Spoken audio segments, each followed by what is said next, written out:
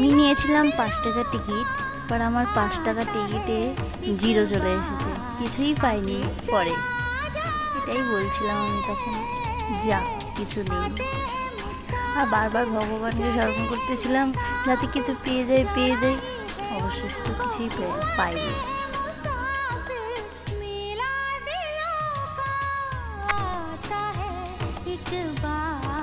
তারপরে এখানে মা 5 টাকার টিকিট নিয়ে ট্রাই করতেছিল, বাট মারও টিকিটে ওই 0ই ছিল, মাও কিছু পায়নি। আমাকে তো মনে হচ্ছিল যে ওখানকার লোকগুলো আমাদেরকে ঠকাচ্ছে, তাই মনে হচ্ছিল। মেলা তো সন্ধ্যার সময় খুব লেগেছিল।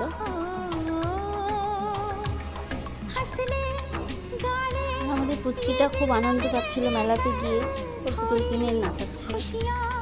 আর জাম্পিংয়ে গিয়ে তো খালি জাম্প করেই যাচ্ছিল, খুব আনন্দ পেয়েছিল।